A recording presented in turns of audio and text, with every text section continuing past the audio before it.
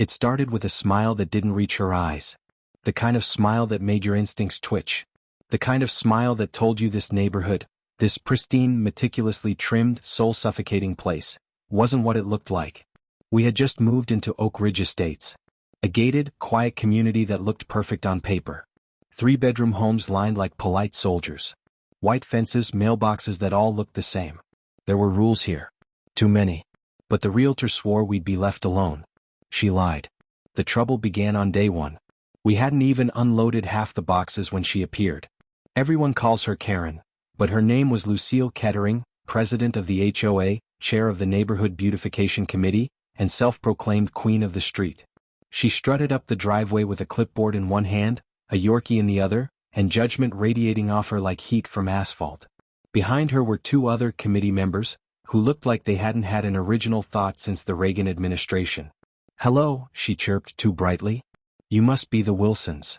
My name is Thomas Wilson, former federal contractor." And the woman she was eyeing like a hawk circling a wounded rabbit? "That's my wife, Elena." She stood tall, hair in a tight bun, wearing gym shorts and a tank top from this morning's workout. Elena wasn't the kind of woman who backed down. She never needed to raise her voice. Her stare could do all the talking.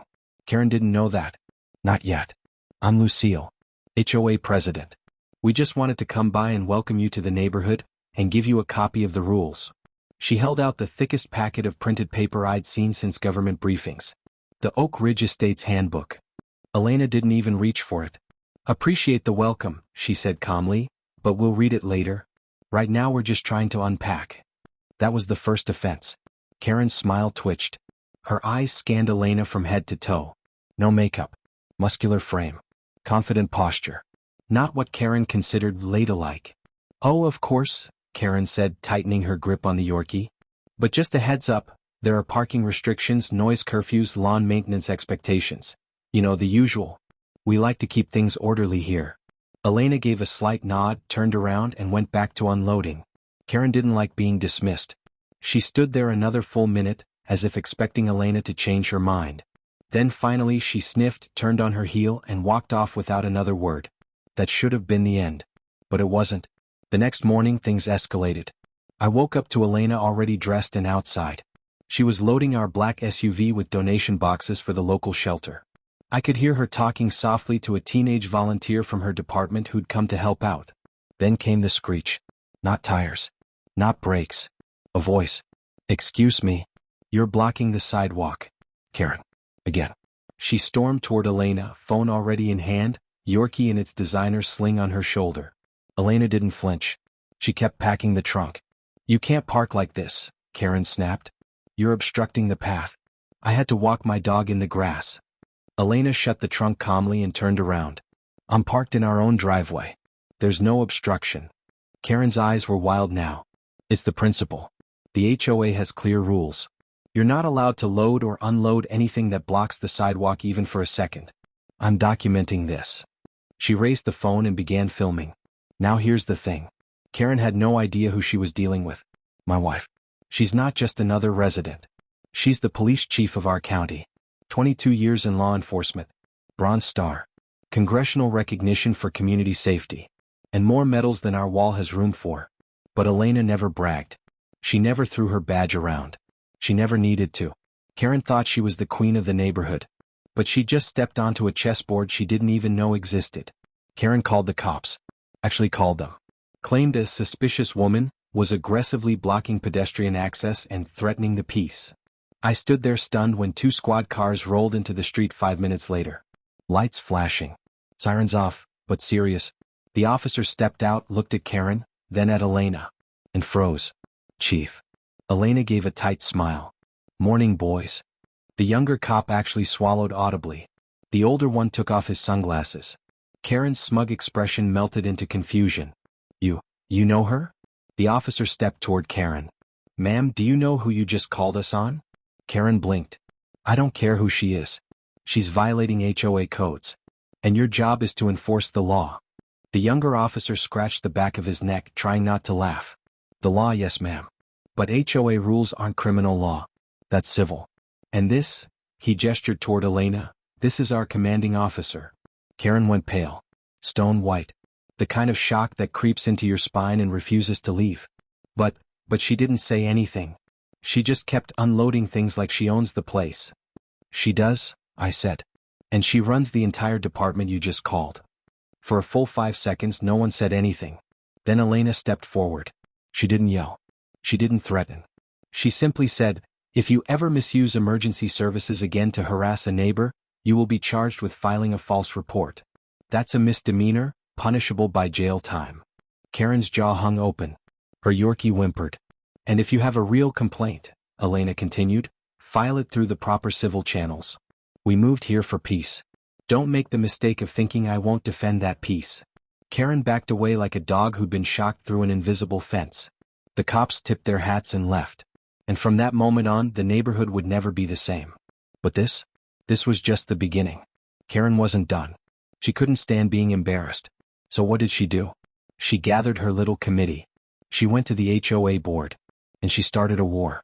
Only problem? She picked the wrong house. She picked the wrong couple. And she had no idea what we were capable of. Karen disappeared for 2 days after that public humiliation. But silence from people like her is never a sign of surrender. It's the storm gathering behind the clouds.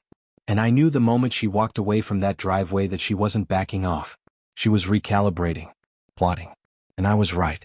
Because on the 3rd morning after the confrontation, the HOA issued a citation. A thick envelope taped to our front door with surgical precision. Inside was a 3-page violation notice from the Oak Ridge Estates Homeowners Association citing my wife for obstructing community walkways, vehicle overreach, noise disruption, and disturbing the HOA president with noncompliance. There was no fine. Not yet. Just a warning. But I'd been through enough bureaucratic battles in my life to know the first shot when I saw one. Elena read the letter silently, then folded it in half and placed it on the counter without saying a word. That's when I noticed her hands weren't shaking. They were steady. Controlled. Like they always were when she was about to take action. I'd seen that same stillness when she coordinated raids, when she addressed town hall meetings, when she dealt with angry reporters after high-profile arrests. It meant she was focused, locked in, ready for whatever came next. The HOA had declared war. And they didn't even realize they had just tried to go toe-to-toe with the one woman who trained half the officers they would have called for backup. Elena's phone buzzed. She glanced at it, then raised an eyebrow. The text was from Officer Delgado, her longtime colleague. "Just a heads up," he wrote. "HOA sent an anonymous request to the department asking to investigate you for harassment." Elena smirked. Anonymous? Sure. It didn't take much digging to trace it straight back to Karen. But it didn't stop there. Later that week, something even more bizarre happened. We started noticing a small drone flying over our backyard every evening right after sunset. It hovered too low to be random. Too stable to be a toy. And it always hovered near the fence line, pointed straight at our property before buzzing away just before nightfall. At first we thought it might be someone's hobby drone, but it was happening with too much consistency. One evening I stood under the maple tree pretending to water the lawn and watched it come in. Sure enough, same pattern. Low-altitude silent movements hovering over the fire pit area in our yard. That night Elena had enough. She went into her office and pulled out one of the newer tools the department had acquired for off-duty surveillance inspections. A small frequency scanner paired with a passive drone interceptor. Non-lethal but precise. The next time the drone entered our airspace, we caught its frequency and backtraced its signal. It was registered under a private account linked to a security firm that just so happened to be contracted by the HOA. More specifically, approved by a 3-person vote on the HOA Executive Committee, led by none other than Lucille Karen Kettering. Let that sink in. Karen had escalated from passive-aggressive citations to full-scale aerial surveillance. All over a sidewalk. All over a woman she couldn't control. Elena could have pressed charges right then and there. Unlawful aerial surveillance, invasion of privacy, harassment. But she didn't. Not yet. Instead, she did something better. She called in a friend. Detective Layla Brooks. Layla worked cybercrime and privacy enforcement for the county, and she owed Elena a few favors. By the next afternoon we had confirmation that the drone footage was being uploaded to a cloud server operated by the HOA security firm and was being reviewed every evening by someone who logged in from Karen's address. The digital fingerprints were all over it. Karen was building a file on us. Trying to catch us breaking a rule, any rule, something she could twist and weaponize. But that wasn't the only discovery. Layla found something even darker. The HOA's security firm wasn't just surveilling us. They were monitoring over half the neighborhood with silent drones under the guise of community safety enforcement. Karen had turned Oak Ridge Estates into her own little surveillance state. And no one even knew it. Elena stared at the report, then looked at me.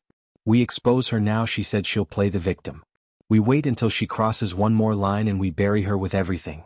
So we waited. But we didn't wait passively. Elena began documenting everything. She compiled her own log of HOA activity, every message, every drone pass, every anonymous complaint filed to the county, every movement. She didn't want revenge. She wanted precision. One morning while I was checking the mailbox, I caught sight of Karen walking 2 houses down. She was standing on her neighbor's porch, not talking to them but talking at them. Clipboard in hand, sunglasses perched on her nose, lips curled in disdain. And I noticed something strange. The neighbor, Mr. Ramirez, an old retired Marine, didn't even look at her. He just stared into the distance with a tight jaw and walked back into his house. Later I found out Karen had fined him for planting an American flag that was taller than the HOA allowed height limit. That's when it clicked. Karen wasn't just after us. She was running a dictatorship. One with rules that changed based on her mood and punishments that never matched the crimes. It wasn't just petty, it was abusive. That afternoon Elena called an emergency meeting with a few select neighbors. People we trusted, people who had also been targeted. There was Mrs. Lee, the elderly woman fined for her wind chimes. There was Andre, the schoolteacher who got citations for chalk art on his driveway drawn by his 5-year-old. There was even Clara, a single mom, fined for drying laundry on her back patio instead of using the community dryer building. We gathered quietly in our living room and Elena laid it all out. The surveillance, the citations, the digital evidence, the legal lines Karen had crossed, and the real laws she was violating. They were stunned. No one had dared challenge Karen because she hid behind the structure of the HOA like it was a castle and she was untouchable inside. But Elena was different. She didn't just have evidence. She had a plan. "We're not going to just confront her," Elena said calmly. "We're going to take the entire HOA structure she's abusing and flip it. Every policy, every vote, every contract. We're going to hit her with truth. Legally, publicly, irrefutably. And we're going to do it from the inside." The neighbors looked at each other, then nodded one by one. The line had been crossed. This was no longer about fines. This was about power. And the abuse of it. Elena filed her own formal complaint with the county documenting the surveillance operation Karen was running without permits or community approval. She included the drone footage, the login data, the surveillance reports, and the HOA's misuse of personal data. She also submitted a nomination to run for a board seat. Something no one had done in years. Because Karen always ran unopposed. Until now. That same day Karen delivered another notice to our door. This one claimed we had an unregistered dog. We didn't even own a dog. It was a desperate move. But it told us she knew something was happening. She was nervous. The Queen felt the walls closing in. But Karen wasn't done scheming. That night just before midnight we heard a soft tap on the back window. I grabbed the flashlight and stepped outside quietly. What I found made my stomach turn. Someone had dumped a bag of trash on our patio and smeared a disgusting message in what I hoped was just dirt on the glass. It said, "Get out." That was the moment we called it. No more waiting. No more monitoring. It was time to go on offense. Elena contacted the county office first thing the next morning and scheduled a formal presentation before the HOA Council and Oversight Committee. Not the neighborhood HOA. The real oversight authority. The one Karen forgot existed. We would be showing them everything. The drones. The violations, the false complaints, the abuse of HOA funds, the unapproved surveillance contracts, every single power grab Karen had executed in the dark. It was all going to light. But before that presentation there would be one last showdown. Because Karen heard about the nomination. And she didn't like it. She came to our house again. Not with a clipboard this time. But with 2 other board members. She knocked hard. I opened the door and stepped aside. Elena was waiting in the hallway, arms crossed. Karen's voice was sharp and cold. "You think you can come here, disrupt everything, and challenge the structure we've worked hard to protect?" Elena stepped forward slowly and said just one thing. "You built a prison and called it order. That ends now." Karen pointed a finger at her and hissed. "You don't belong here. You don't get to run this place." And then Elena said what I'd been waiting to hear since the day we moved in. "I don't need permission to lead. I earned it. And you're done pretending you're above the law." The HOA board members looked between them, unsure of whose side to take. Karen stormed off.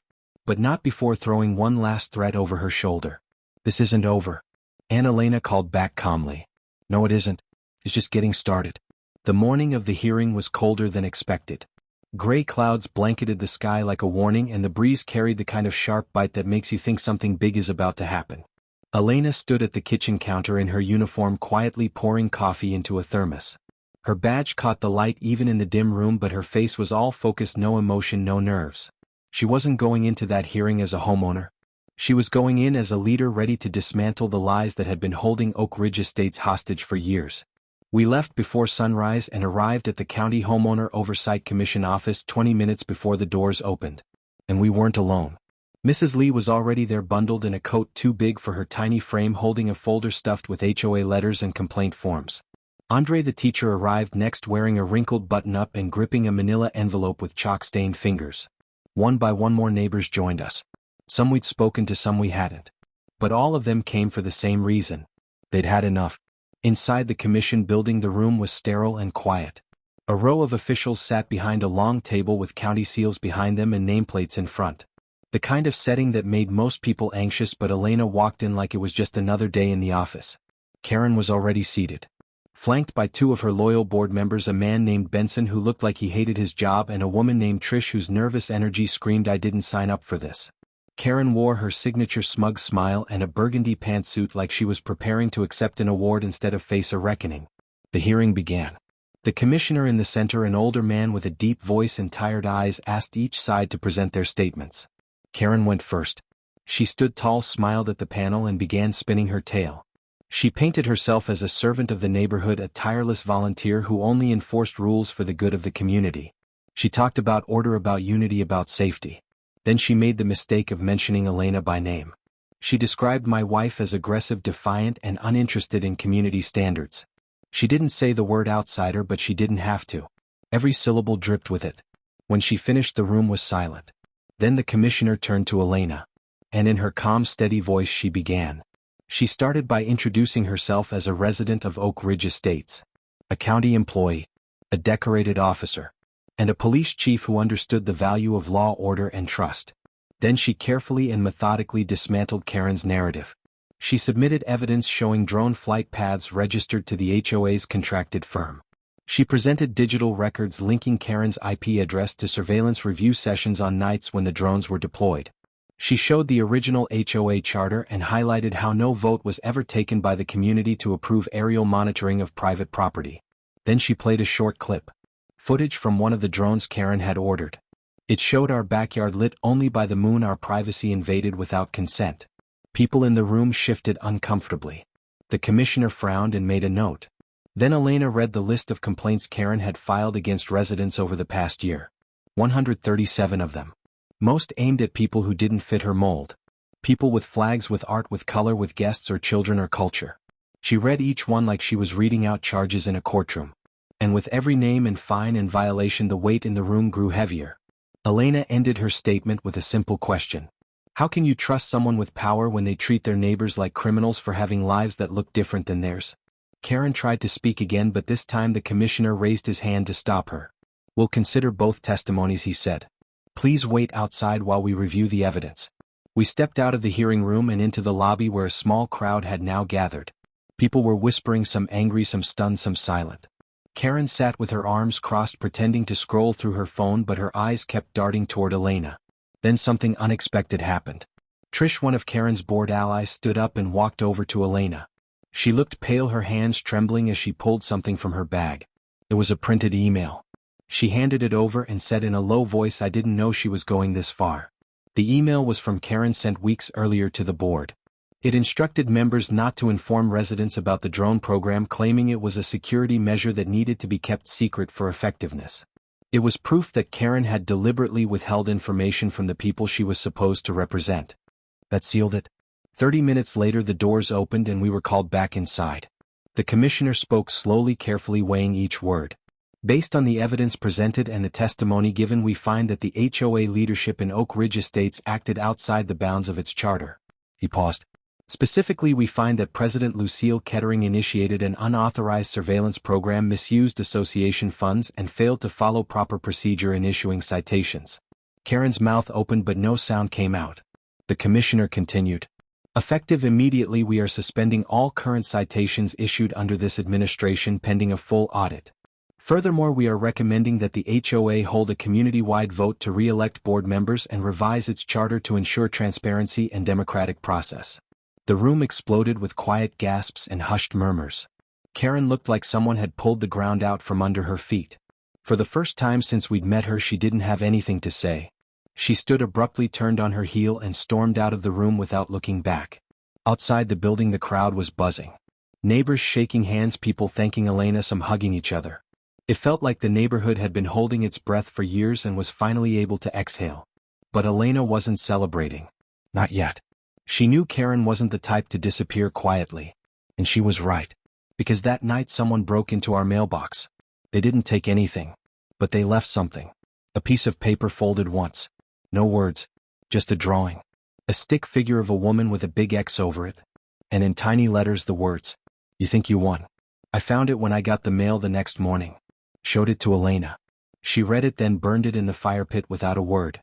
We didn't scare easily. But it was clear Karen wasn't done. Her title was gone. Her seat was gone. But her anger had just started boiling. And whatever she was planning next, it wasn't going to be subtle. That same day, Elena received an anonymous message through her department contact form. It accused her of misconduct. Not related to the HOA. But from years earlier. It was a complete fabrication. A lie with just enough vague language to stir suspicion. Designed to smear her. To rattle her. But Elena didn't flinch. She knew how to handle lies. She filed a formal report and submitted her entire personnel file for review voluntarily. Within hours, the department cleared her. They even issued a statement confirming her spotless record and years of service. It backfired on whoever sent it, which we knew was Karen. Or someone doing her bidding. But it meant she was getting desperate. She had lost the power she could hide behind. And now she was trying to poison everything around us. From the shadows. But what she didn't know was that Elena had already gone a step further. The HOA wasn't just being audited. Elena had requested access to the last 5 years of financials, vendor contracts, expenditures, because if Karen was willing to abuse drones and forge rules, she might have done worse. And if that was the case, this battle wasn't just about violations anymore. It was about fraud. About theft. About bringing the entire rotten system down with her. The commissioner's office agreed to launch a full investigation. And this time it was being handled by the same division that investigated city contractors and public officials. Not just HOA complaints. Karen had built her power on silence. On rules people didn't question. On fear. But she had forgotten something. The law doesn't serve fear. It serves the people. And now the people had found their voice. Led by one woman. Who wore a badge. And refused to be intimidated. The days following the hearing were strangely quiet. For the first time since we'd moved in, there were no citations taped to our door, no passive-aggressive flyers stuffed into our mailbox, and no HOA emails demanding conformity. It was a strange peace, but not a real one. It felt like the silence before a train wreck. And Elena knew it. Karen was still in the neighborhood. Still walking her dog, still peering through her oversized sunglasses at every home, still pretending like she hadn't just been stripped of the power she had abused for years. She had lost her title. But not her obsession. And now that the Oversight Commission had launched an official investigation into the HOA's finances, Karen was being watched by more than just the people she used to intimidate. That's when the sabotage began. It started with little things. The community center, which had been scheduled to host the upcoming HOA re-election vote, suddenly went dark. A maintenance notice went up on the front doors. Closed due to pipe damage. Elena checked with the county. There was no work order. No damage report. No plumber had been dispatched. Then the email started. Every resident on the HOA mailing list received a message from an address that looked official but wasn't. The email claimed the vote was postponed indefinitely due to community unrest. There was no signature. No approval. Just a vague message meant to sow confusion. But Elena was 2 steps ahead. She had already filed paperwork for a public vote to be held at the local high school auditorium a mile away. Approved by the commission. Supervised by their officers. And legally binding. Karen couldn't stop the vote. So she tried to make people fear it. The night before the scheduled event, our neighbor Clara had her tires slashed. Another neighbor, Mrs. Lee, found paint dumped across her garden with a note stuck in the soil. Keep quiet. Even Andre, the teacher, got a visit from someone who claimed to be a code inspector and threatened him over unapproved tree trimming. None of it was subtle. All of it was meant to scare people into staying home. But it didn't work. Because Elena had already spent days going door to door. talking to people face to face, answering questions and handing out printed information approved by the commission. She wasn't campaigning. She was building trust. And when the morning of the vote came, the auditorium filled up faster than anyone expected. More than 2/3 of the neighborhood showed up. Some came in silence. Some came wearing stickers that read "Vote for Change." Some brought their children so they could witness what standing up looked like. Karen was there too.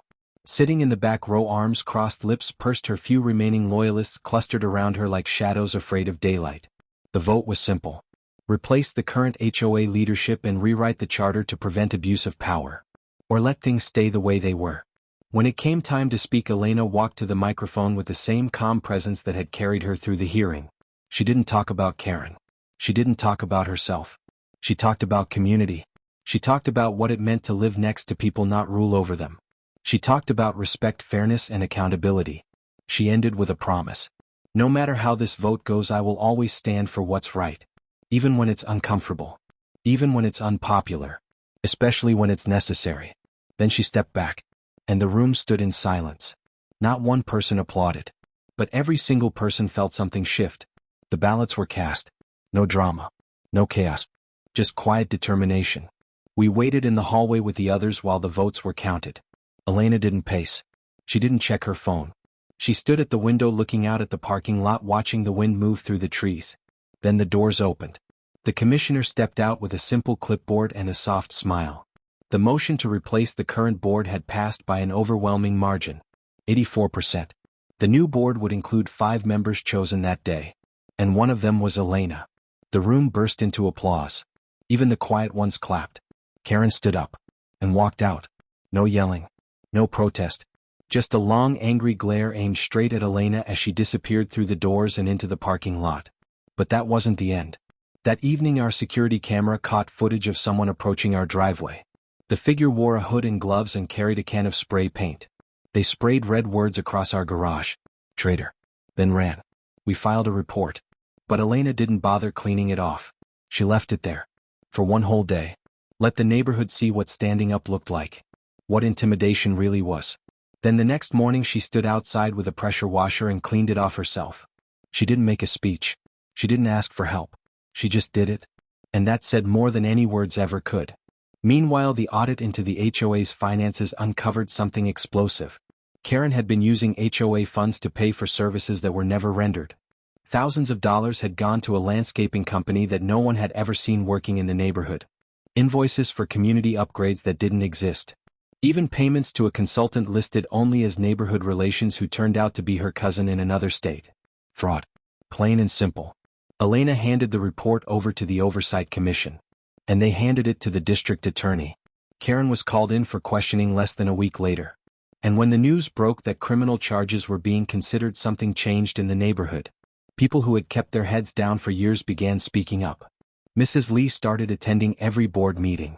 Clara volunteered for the welcome committee and made it her mission to make sure no new resident ever felt alone. Andre created a neighborhood newsletter. Not the glossy propaganda Karen used to send out, but something real. It felt like the place had finally opened its eyes. And not just because of what Elena had done, but because of how she had done it. She hadn't screamed. She hadn't threatened. She hadn't used her badge to intimidate anyone. She had simply stood up when it mattered. And showed others they could too. But Karen wasn't done. She had lost her position. Her influence. Her grip. And now she was facing a criminal investigation. But she still lived 3 houses down. Still watched from behind her curtains. Still walked her dog a little too slowly past our home. And one night we found something in our yard again. Not trash. Not threats. But a photo. A picture of Elena standing at the vote. Circled in red ink with 2 words scrawled beneath. This isn't over. We handed it over to the authorities. It was enough to get a no-contact order placed on Karen. But even that didn't change the tension. Some people asked why we didn't move. Why we didn't pack up and start fresh somewhere else. But Elena always gave the same answer. If I leave, she wins. And I'm not built to lose. So we stayed. Because this wasn't just our house anymore. It was the proof that you don't have to yell to win a war. Sometimes you just have to stand. And keep standing. Even when they try to scare you. Even when they try to silence you. Even when they call the cops on you for blocking a sidewalk. When what you're really doing is clearing a path. For everyone behind you. 2 months passed since the vote. The graffiti was gone. The citations were gone. But the tension remained like a shadow stretched across every mailbox and every hedge-lined sidewalk. Karen's presence was still felt even when she wasn't seen. The neighborhood had changed, but she had not. She still walked her Yorkie every morning at 6 a.m. sharp, still lingered near the board's new bulletin box as if waiting for a reason to pick a fight. But the power she once carried was gone. What she didn't realize was that the real reckoning was still coming. And it wasn't going to be written in fines or flyers. It was going to come in courtrooms. The district attorney's office had been quiet for weeks. Then one morning just after sunrise, an unmarked sedan pulled into Karen's driveway. 2 investigators stepped out and knocked on her door. The moment she opened it, they handed her a summons. Formal charges had been filed. Misuse of HOA funds, falsifying financial records, unauthorized surveillance, and obstruction of a public vote. All felonies. The news spread fast. Within an hour, neighbors were whispering. By midday, a local journalist had picked it up. And by evening, Karen's face was on the news. Not as a community leader, but as a defendant. Elena didn't celebrate. She watched the report in silence. Then turned off the TV and started working on something else. A new charter. Because while Karen was being held accountable, Elena knew that real justice wasn't just about punishment. It was about prevention. If the system could be twisted once, it could happen again. And she wasn't going to let that happen. She gathered the new board members, and together they reviewed every clause, every section, every loophole in the old HOA rules. They rewrote them, line by line, clause by clause. They added term limits for board members. They made financial audits mandatory every year. They established clear boundaries on surveillance and community enforcement. And most importantly, they required every future HOA decision to be ratified by public vote. No more unchecked power. No more secret meetings. No more hidden cameras. It took weeks, late nights, arguments, but in the end it passed. A new charter. A new era. And when it was signed, Elena didn't stand at a podium or cut a ribbon. She just went home, poured herself some coffee, and sat on the porch watching the sun go down. The same porch where Karen had once stood barking about sidewalk rules. Now silent, free. But even with the charter passed and Karen facing prosecution, there was still one more moment that needed to happen. Closure. It came on a Sunday. Elena was in the yard watering the flowers when Karen walked by with her dog. She stopped at the edge of our property, looked at Elena and said, "You think you saved this place?" Elena didn't flinch. She turned off the hose, set it down, and walked to the edge of the lawn. "I didn't save it," she said. "I just stopped you from breaking it more." Karen's face twisted, but she had nothing left. No title. No followers. No shield. Just a leash in her hand and an ankle monitor blinking under her pants leg. She turned and walked away without another word. And that was the last time we ever spoke to her. Her trial was set for the following month. The DA's office was confident. The evidence was overwhelming. The misuse of community funds was the strongest charge. And the surveillance program which she had insisted was for safety had been revealed as an illegal scheme executed without resident consent. She was found guilty on 3 counts. She was sentenced to 2 years probation, banned from serving on any board or managing any community property, and ordered to repay tens of thousands in restitution. It was more than anyone had expected, but less than she deserved. Still, it sent a message to every other HOA leader watching, to every petty tyrant hiding behind policy. The rules don't protect you when you break them, and power only lasts as long as people let you keep it. In the months that followed, Oak Ridge estates changed. Children played in the streets again without fear of being fined. Neighbors talked over fences without whispering. Flags flew. Gardens bloomed. Wind chimes sang. And the drone never came back. Elena stayed on the board for another year. Just long enough to see the new structure take root. Then she stepped down. She never wanted the position. Only the peace it could protect. And once that was secured, she handed it to someone else. Someone kind. Someone fair. Someone who would listen, not dictate. Her last act as chair was simple.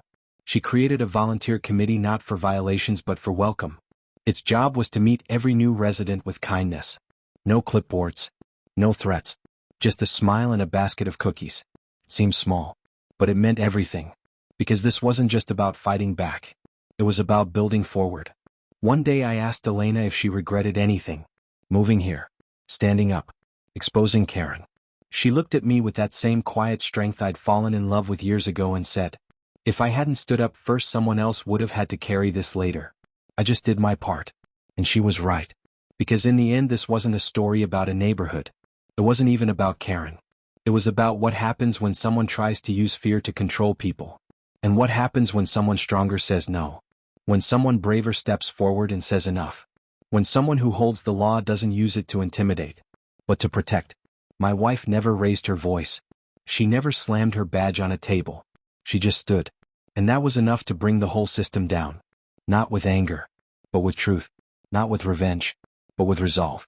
So if you're ever wondering if standing up makes a difference, look at what happened on our little street, where a sidewalk confrontation became a revolution, where a cop's wife turned out to be the chief, and where the loudest person in the neighborhood was finally silenced by the quietest strength there is, the truth. If this story shocked you as much as it did us, don't forget to like the video, leave a comment to share your thoughts, and subscribe for more real stories they don't want you to hear. This is HOA Confidential, where the truth always gets the last word.